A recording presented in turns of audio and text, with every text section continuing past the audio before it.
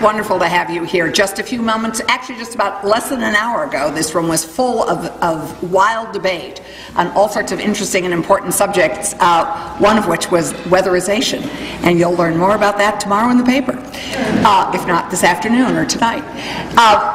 We love doing Farmers' Night, and we're coming near the end, and we could not do Farmers' Night and open this magnificent building, this living museum, without the help of our wonderful Sergeant-at-Arms, Janet Miller, our Capitol Police, and our incredibly special curator who's standing behind me, David Schütz. So we are so grateful.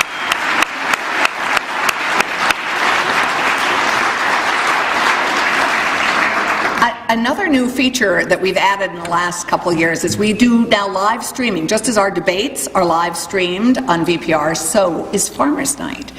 And so to introduce the last two Farmers' Nights of the season, John Bartholomew. Yes, I also want to extend my welcome, and it seems like there's a lot less hot air in here than there was just briefly ago. So we have 2 more weeks. We had a great Farmers' Night season, 2 more weeks.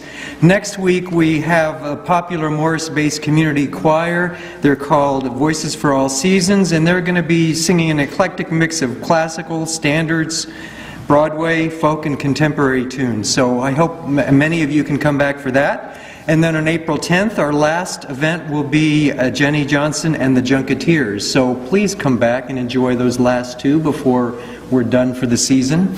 And we have this week we have a presentation by the Friends of the Vermont State House, and David Schütz is going to announce them. I first have to say it's such fun. If you ever have a chance to go on a tour of the building with him, take advantage of it. And it's such fun to have him following us around talking about legislators treating his museum as if it were an office building. David. Thank you, John. This is a special night because for almost 40 years, the Friends of the Vermont State House have been the support organization for all of the great museum work that has occurred here at the State House in those same decades. And without the Friends of the State House, the restoration of this building would not have been possible, and the ongoing educational efforts here in the building would not be possible. And they have always sponsored, since the first year they were in existence, they have always sponsored a Farmers' Night. And tonight is that night. This is a very special program. I actually would love it if any Friends of the Vermont State House trustees are in the audience. Would you please stand for a minute? All Friends of the State House, and I might add, yes.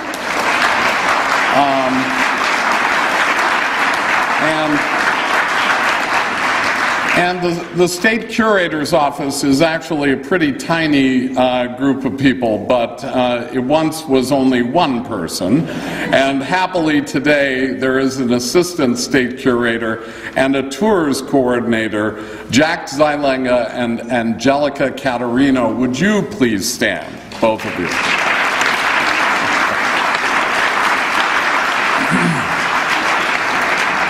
So tonight's program is one that resonates with history, as most of the Friends programs do, but it also resonates with art.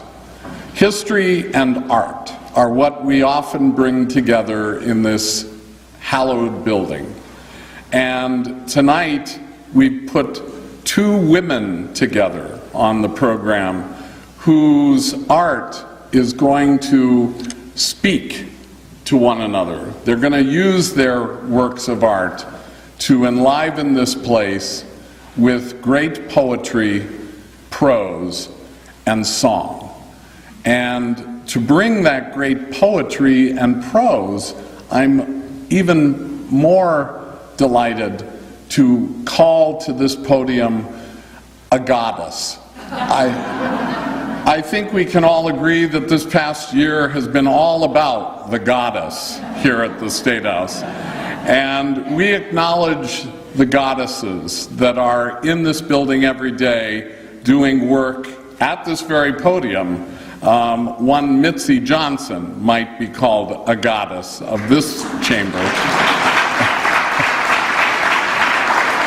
But way before there was a Mitzi Johnson, of course, there was a real trailblazer politically in this building, as we are about to usher in the 100th year that women have been empowered to work in the State House and indeed to simply vote. Yes, 100 years.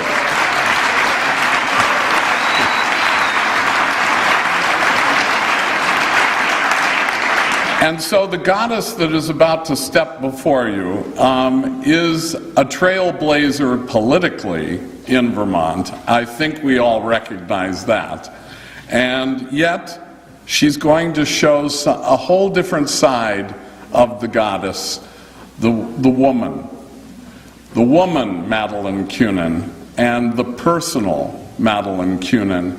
If any of you have opened her new book already, then you know exactly what I'm talking about.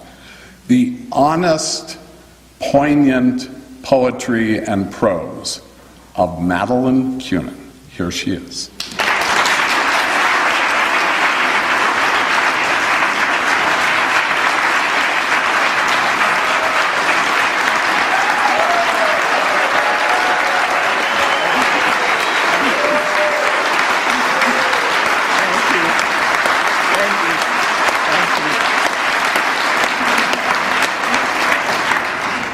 Thank you so much. It's really nice to come back to the State House and this chamber.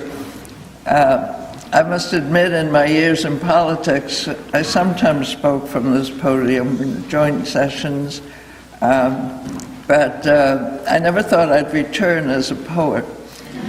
So, from politician to poet, there are two different sides of the coin. I wrote this book because as I was getting older, I was changing. My body changed, my mind still is changing, my emotions, and as you all know who are members of the legislature, when you're in a public office position, when you're out there, you have to be a little bit careful about your words. You have to kind of put them through a sieve so that you don't offend and you don't get into trouble. But at the age of 85, I don't give a damn.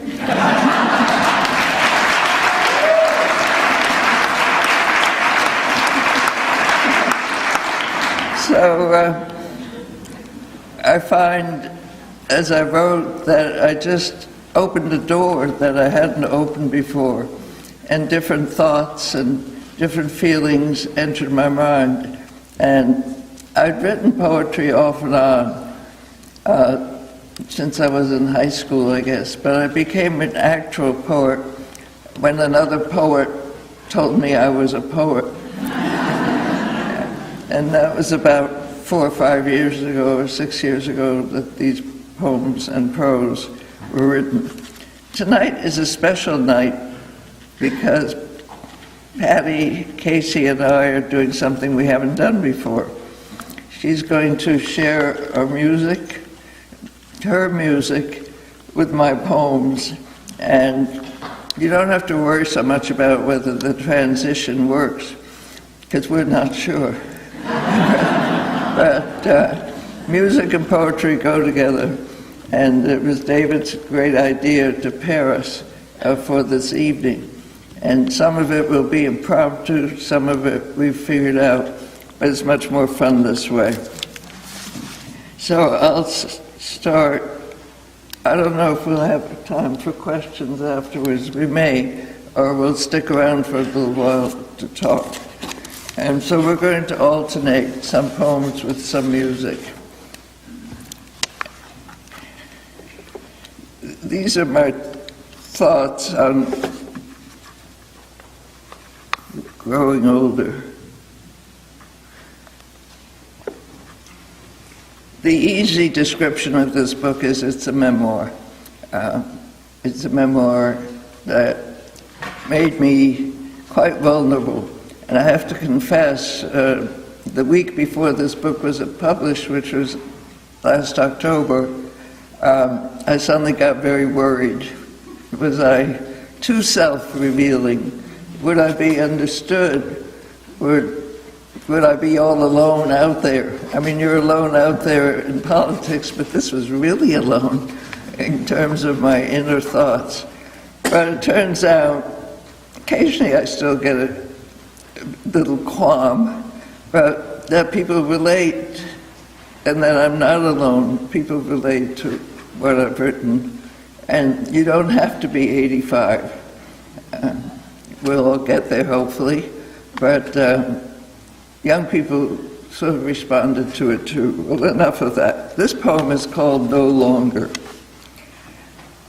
No longer will we make love before breakfast. No longer will I dream of seeing New Zealand or the Cape of Good Hope or bears in the wild. No longer will I say yes more than no. No longer will danger sparkle and safety look dull. No longer will I look at my body without comparison between who I was and who I have become, blaming the light for the difference. No longer can I toss my hair over my face and count 100 strokes. No longer can I do without night cream and day cream, slathering on ounce after ounce. No longer can I be comfortable sitting in my chair reading for hours without getting up to stretch my arms and legs. No longer can I walk without looking down at my feet to avoid mean cracks and malicious bumps. No longer can I skip downstairs like a girl flying without feeling a thing. No longer can I approach the precipice without swaying against my will. No longer do I think ahead of where I will be in 10 years or 20 or more. Now I think in ones or twos or threes, long enough to still hunger for the food of life. No longer do I wish for the next day or the next year to come quickly, like I did the year I turned 10. I want the days to saunter like a leisurely museum stroller who stops now and then to gaze and get closer to the canvas to see the brushstrokes, and then steps back for the long view before moving on. This is a poem about my husband. Oops, I don't want to break anything. But no pun intended. My second husband, John Hennessy, passed away about a year ago. We were married about 12 years. I loved you when you did the dishes. I cooked, you did the dishes. Did I love you for that? I listened to the distant clattering in the kitchen while I sat in my chair reading the newspaper. We shared most things then, but you did the driving, and I could sit still by your side with only a rare glance in the rearview mirror to check if it was safe to pass. Now I do everything, cook and wash the pots and meet the dishwasher's greedy demands. I make the bed which you once made when we slept together. I push your wheelchair and straighten my back, not letting it sink into a stoop before it's time. I feel my muscles tighten up the incline. I wish you could feel it too from your glued position. You need me now to move in any direction, up and down and around corners, without bumping into things like winter boots thrown casually on the floor. I take the lead, pulling you out of yourself and into the world I inhabit. You visit me from time to time, like you used to do, when you did the dishes and the counters always needed wiping. This evening is better than this morning, when you berated yourself for growing old. What can I do, you asked, pleading with yourself. I whispered, nothing. Evenings we meet at the sofa and talk about a story in the New York Times or a scene from the evening news. We are same-minded again. The world is spinning crazily out of its orbit. We shake our heads from side to side in rhythmic disbelief. I reach for your still hand, cover it with mine, and keep it there. So we'll turn to the music.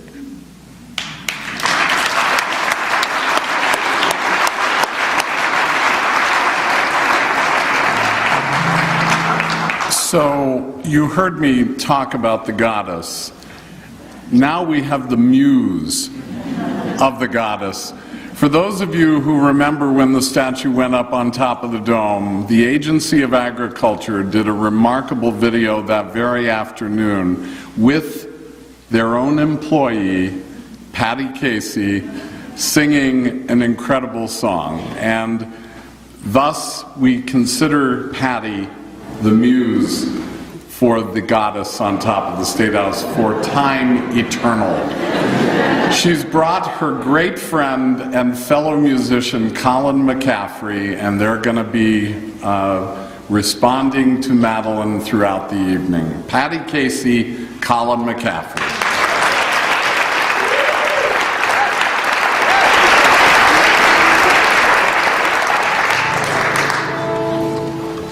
Thank you very much. Well, I won't prattle on about what an honor it is, but what an honor it is to be here sharing some time with Madeleine Kunin. So I went out and I got her book at the library and just consumed it within, a few days. It's absolutely beautiful. If you haven't read it, please do. I think she may have a few with her this evening. I have to check with her on that. But so, as we all are getting older every day, I won't quantify that in any way, but my music has changed a little bit as well. And this is a song that I wrote before reading Madeleine's book, but it really seemed to resonate with a lot of the themes. And this is a song about finding love later in life, or maybe when you're not expecting to find it, and being able to be delighted by that. This is called What You Think You Know.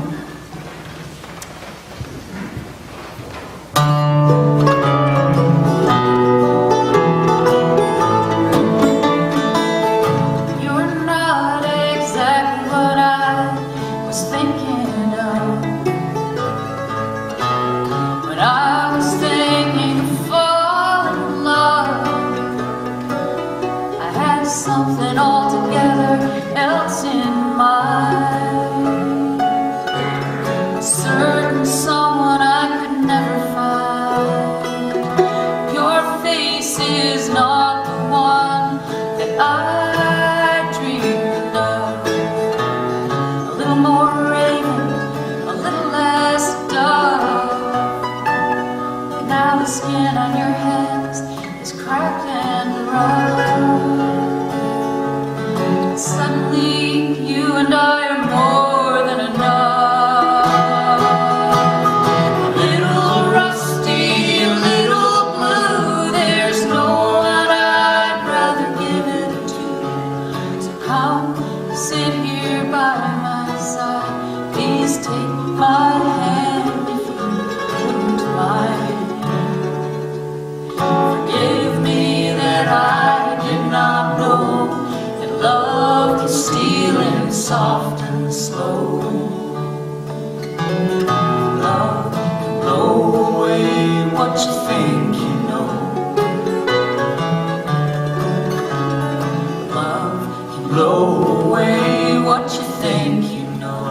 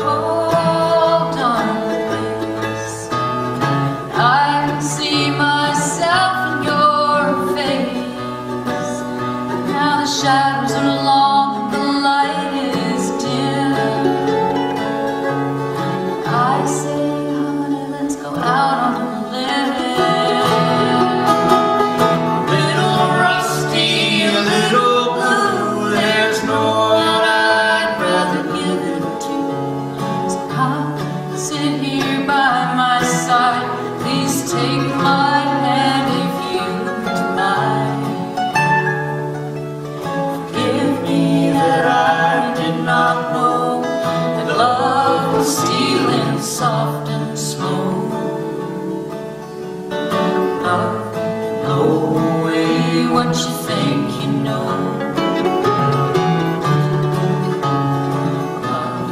Blow away what you think you know. Blow away what you think you know.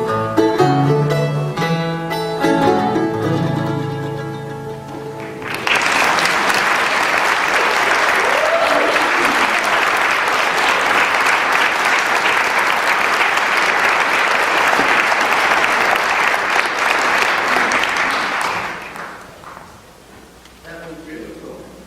Thank you so much.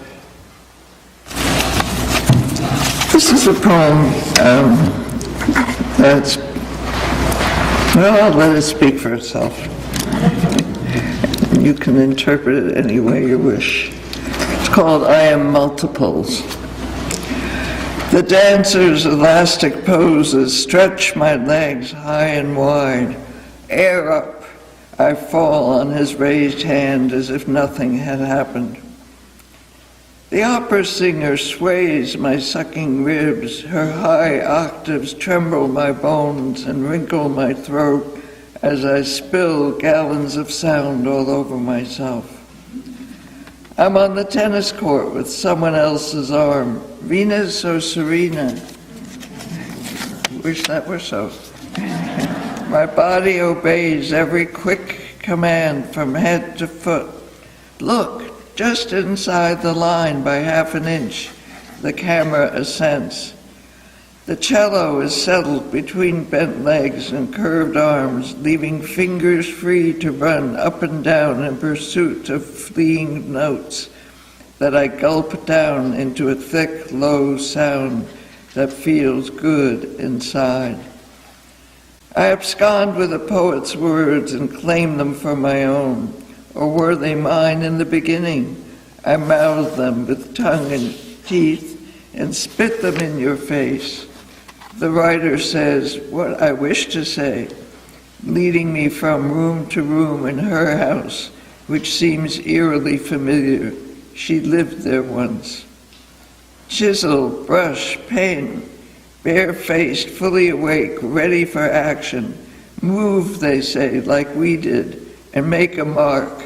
I do, asking Monet, Manet, and 90-year-old Picasso to leave me a space. I am multiples, and I am none. It is late. It is done. No, thank you.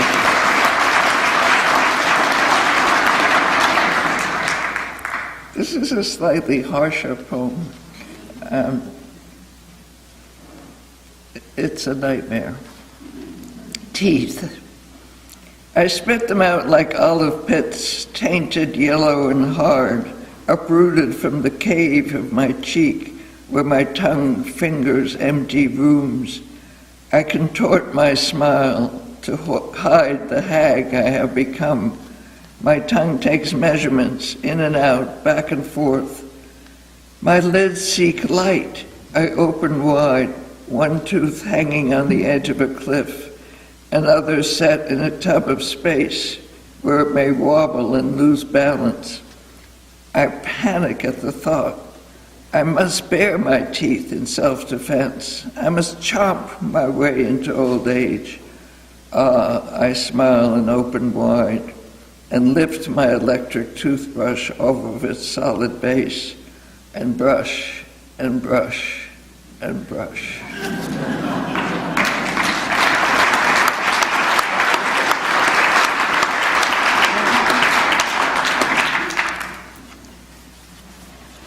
I'll read you a more recent book, a poem, which isn't in the book.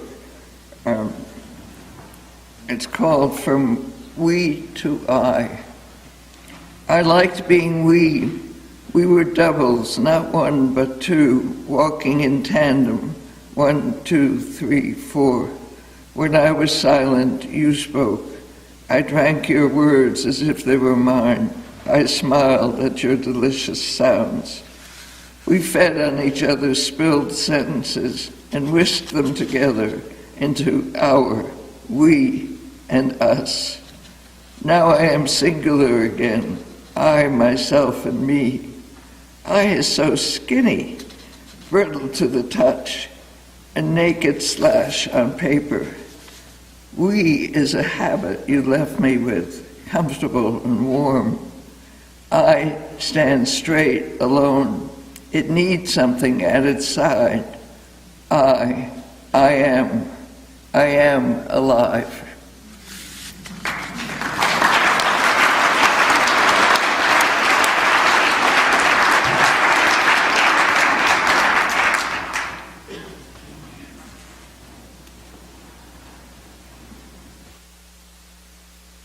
I wonder if Madeleine had discovered her poet earlier in her life, that she might not have been governor, she might have been a famous poet after this is our first woman governor. So.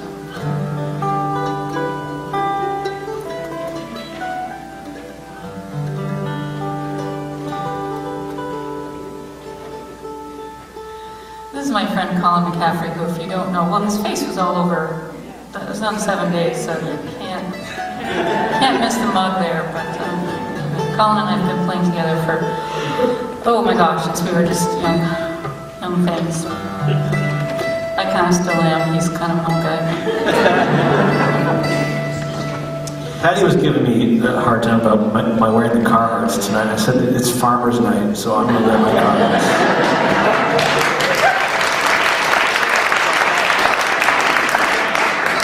Actually, I told him to zip them. And my wife wasn't here to do that for me. So we will do, we're going to go a little bit in David's direction here. He asked, I guess ask isn't exactly the right word. David, you just know when you're going to do something that he wants you to do. So this is called Into This Night, and it is the song that was the Agency of Agriculture's wonderful place across the street where I work with great people. And one of the young people who knows how to use drones and I don't know what all else, he put together this absolutely breathtakingly beautiful video of series going agriculture. I have to call it a series. It's just so much prettier. Going up, and this song of mine was used in the background, so I told David how to do it. It's called Into This Night.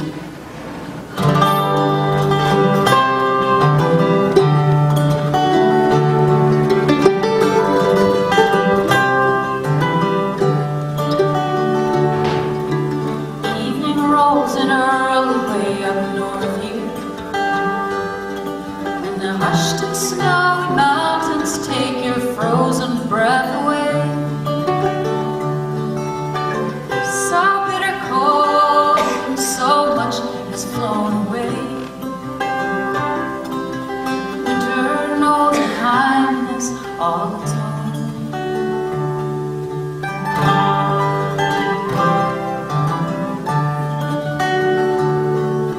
Stranger lit a candle in the shines out on the pathway where so many find their way. Some find us leather, some will beg and many fear. None will walk alone in the dark, because for all of us was kindled the bright and morning star. Pours down on the dirty and the clean, and we all wait through the longest night. We do not wait alone, for into this night will come alive of the bride and the morning star.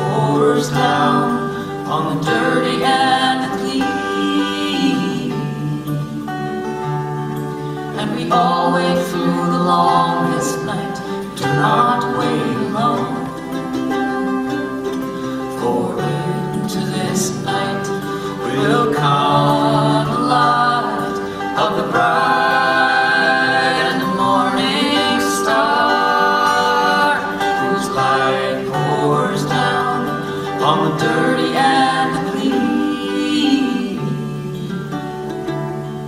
And we all wait through the longest night. We do not wait alone. For into this night will come a light of the bright and the morning star.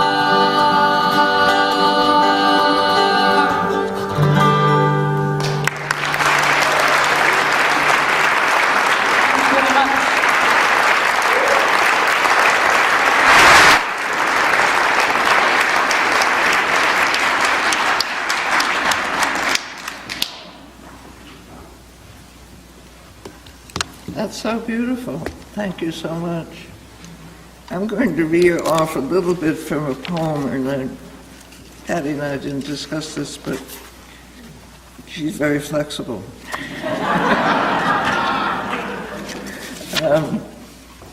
This is a prose chapter, but I'm just going to read excerpts from it because it would be too long. Called The Year I Turned 80. The year I turned 80, the color red invaded my palate. I bought a new red Prius thinking it might be my last car. Last car sounds like last breath, and I wanted to go out in a blast. If I hadn't worried about the wind further destroying my hair, my ears, and my eyes, I would have gone for a convertible. I had owned my old Prius for 9 years. It was beige, and it blended silently in with the other cars in the parking lot. Sometimes it took me several panicked minutes. It has to be here somewhere to find it in the rows of vehicles. As I pushed my cumbersome shopping cart, I hoped no one would notice that I was lost, or rather that my car was lost. My red car would be different, on the alert, happily signaling to me even from a distance. Forgive me for the move to Wake Robin, which is the retirement community where I live, was a promising time in our lives. And in preparation for the move, with my son Daniel's help, I bought some secondhand Danish modern in Montreal. In the end, we decided we would blend our furniture, his and mine, and we would buy a comfortable chair. Together, we looked over swatches of material. I didn't want leather. Perhaps leather was a lifetime purchase, and we did not have a lifetime. We did not want to inquire about warranties. We looked through books of swatches, lots of colors, and a choice of fabrics. I spotted a bright red square and stopped. It leapt up at me. I asked John, could we be bold and choose red? Why not? He replied with his agreeable smile. I tried to picture the red chairs in our new living room. No question that they would be bright. They would be contemporary. We would not be living in the past, surrounded only by possessions each of us had accumulated over 50 years. As I'm skipping again, let's go for the red chairs, John and I agreed. The saleswoman was surprised, and I was pleased to see her reaction. We were not the beige, brown, or black chair couple she had expected. As the months went by, waiting for the chairs to arrive, which had been specially ordered from Sweden, I began to have second thoughts. Would they work as I had anticipated, or would they be a disaster? Had we decided too quickly? Why hadn't I deliberated longer, giving darker chairs a chance? When the chairs arrived, shrink-wrapped in heavy plastic, the two men who unloaded them had to use a knife to release them from bondage. There they stood, two solid walls of red. Of course, that's not unusual here. "They're so big," I exclaimed. "They look different in the showroom." My husband was dismayed. We tried placing one chair in the living room and the other in the study. Better, but not right. John and I became obsessed with the red chairs. We talked about them over breakfast, lunch, and dinner. I would take a look at them before going to bed, and again first thing in the morning, in case they looked any better. They didn't. "Let's stop talking about the chairs," John and I said, as his insomnia weakened him. "Yes, we won't talk about them anymore," I agreed, but it was hard. I called the furniture store to ask if we could return them. They had never sold the red chair before. The owner was probably dismayed. He was polite and didn't want to displease a customer, but clearly he was upset. "Keep them until Monday and then tell me what you think," he suggested. And my son Adam came over for dinner, and once he and Veronica sat in the chairs, they looked better when someone sat in them. Their bodies blotted out much of the red. Two thumbs up, my son said. "If you don't like the color, you can get slip covers."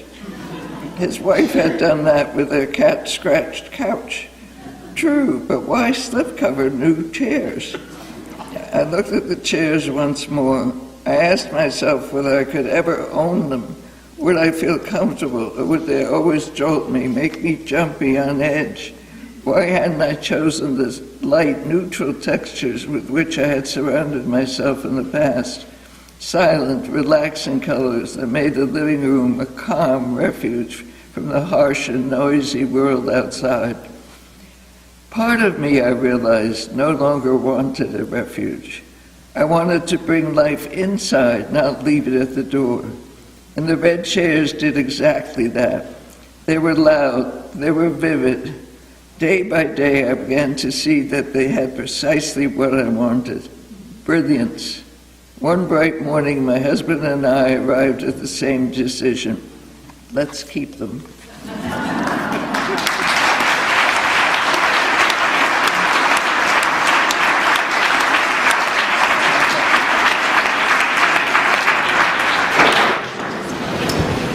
Now I want red chairs.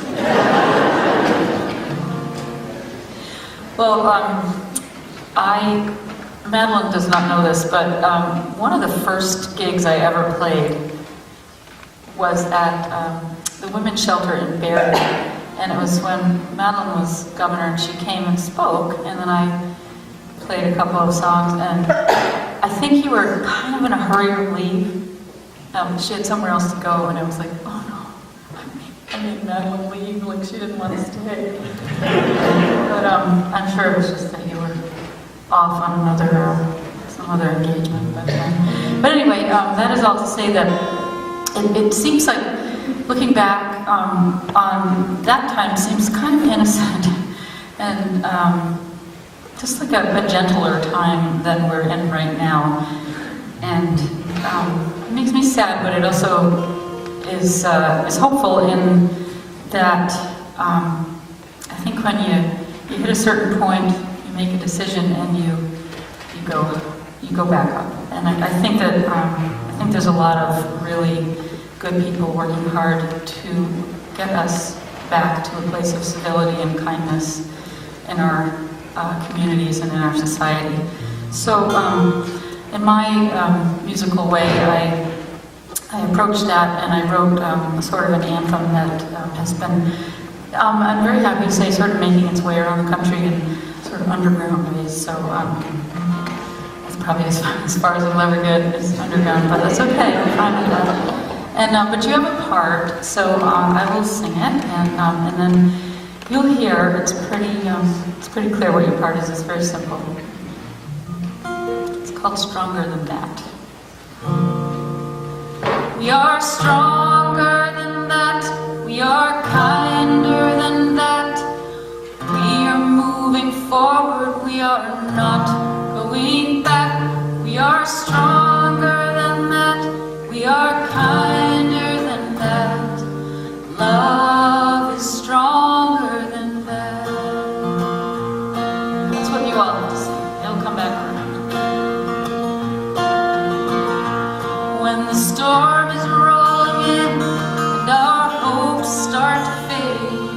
That's when we rise as one, our spirits like a blade. We are many, we are mighty, even when we are afraid, 'cause we are stronger than that.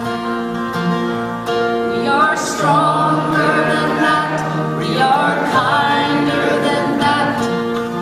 We are moving forward, we are not going back. We are stronger than that. We are kinder than that. Love is stronger than that. We will not yield to hatred, to lies or to shame. Our power lives in courage, and our love, it is not tame. If the lights go out on justice, we will light a flame, 'cause we are stronger than that. We are stronger than that. We are kinder than that. We are moving forward. We are not going back. We are stronger than that. We are kinder than that. Love is stronger than that.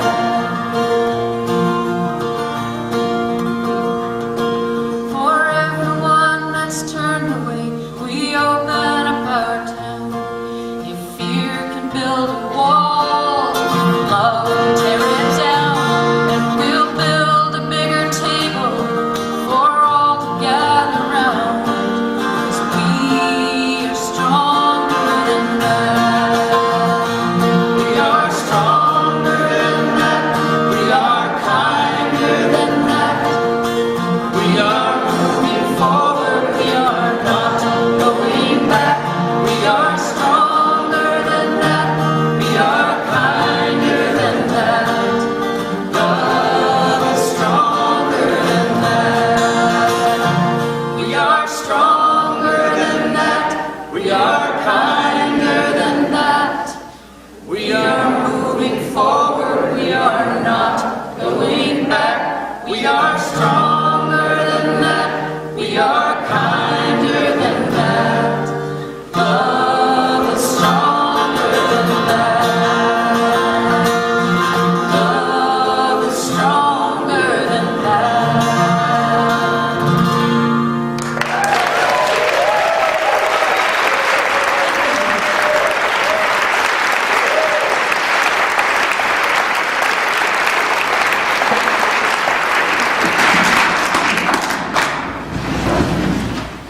That's a great song. It really is. Well, this is my last session with poetry, and then we'll conclude with song. All right. This is called a love poem. Each night, well, as I said, I live at Wake Robin, and they have different sections of Wake Robin with independent living and skilled nursing, and my husband became ill. He was in skilled nursing. A love poem. Each night I wheel you to your door with a kiss on your lips. I smile my love at you, generously I think. You don't know how much I love you, you say. I do, I do. We formed a ritual of waving goodbye as I retreat slowly down the hall. At first I wave with one hand in the air, and then my arms go wild before I turn the corner, as if struck by a storm or signaling for help. We wave in tandem. You are there and I am here. The nurses now know we wave not for them, but for one another, to have and to hold the love we swore to once and forever. Now, I'll conclude with a more recent poem in a different mood. About 4 months after my husband died, I got a cat from the Humane Society. My cat plumps herself on the straight arm of my sofa, feet tucked neatly under her coat, purring her song. She invites me to smooth her, to feel her pillow under my hand. I am not invited inside her thoughts. She sits mute as a Buddha carved from stone. Whoosh, she streaks to the next room as if on fire, sees something I can't see, hears something I can't hear. Composed again, even sedate, she claims proximity, sits where I sit, walks where I walk, climbs across my lap, and seats herself regally by my side. She stares intelligently at me as if ready for a chat. Her coin-round pupils are circled in gold. She holds her gaze until I give up. We are companions, the two of us searching for words.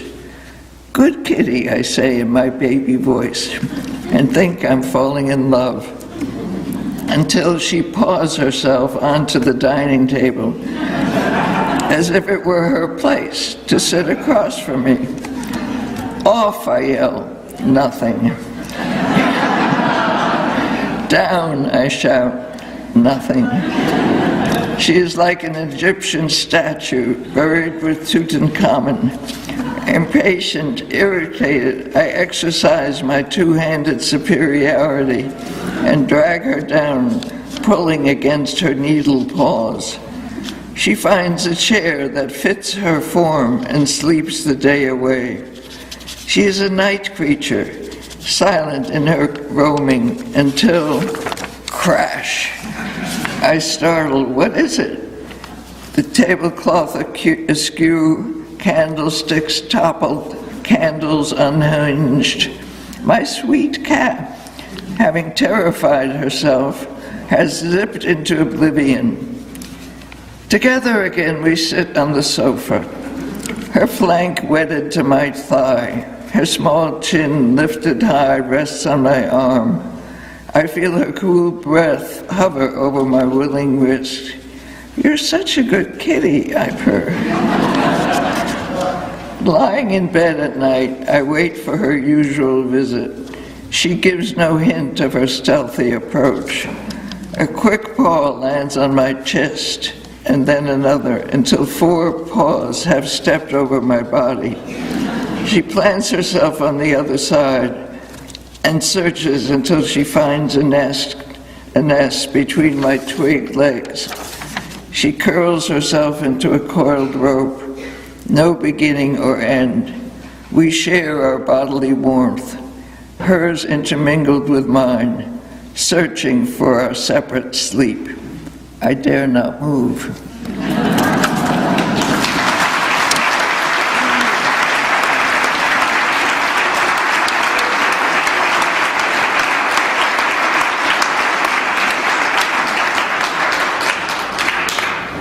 Well, I have a dog.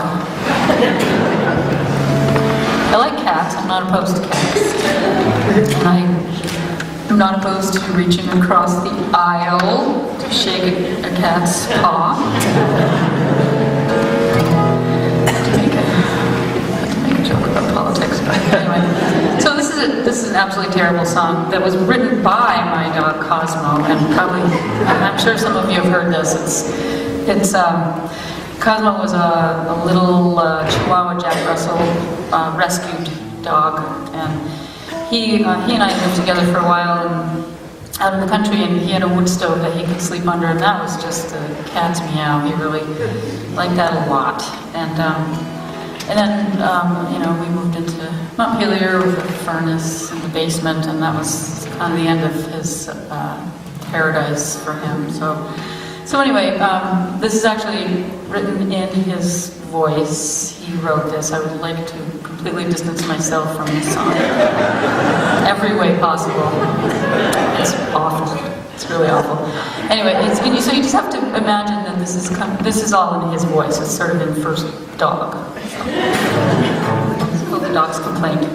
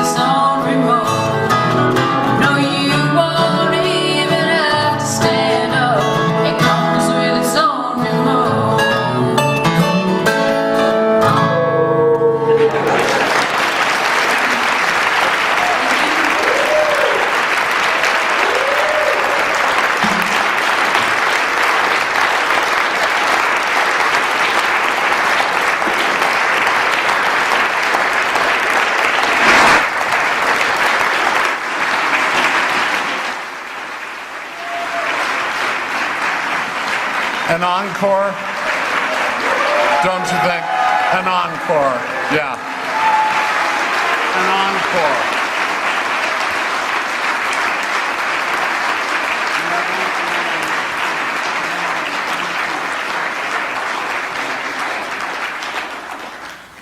Okay, we're going to have an encore. I've just decided. And Madeleine needs to be front and center, don't you think? Yeah. Sit right here. So you can enjoy the performance.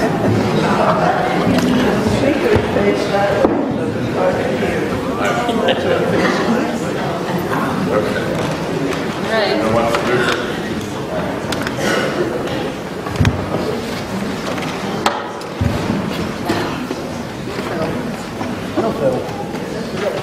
We weren't expecting this. I don't have my clogging shoes, so I'm going to try to do it with the fry boots and see what happens. It is Farmer's Day. It is. At least my dress is zipped.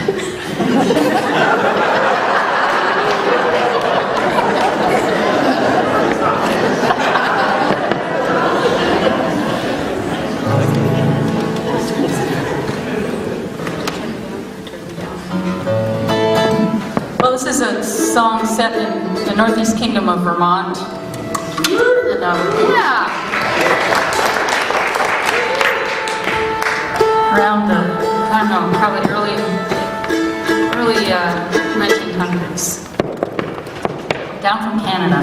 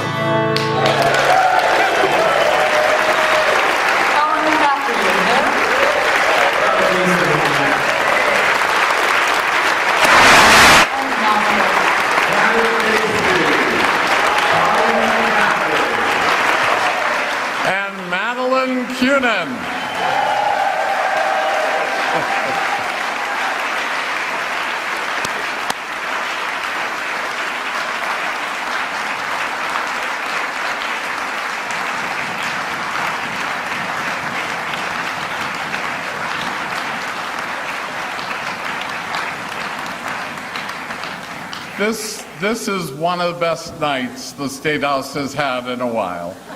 I'm just guessing. And outside in the vestibule, you have one last thing to do tonight. If you do not own a copy of Coming of Age, My Journey to the 80s by Madeleine Kunin, you have a chance tonight. We have a bunch of books out in the vestibule that we're ready to sell to each and every one of you, and Madeleine will sign them for you. So get ready to get your books, and Madeleine is going to head outside and sign them for you. Thank you so much for coming.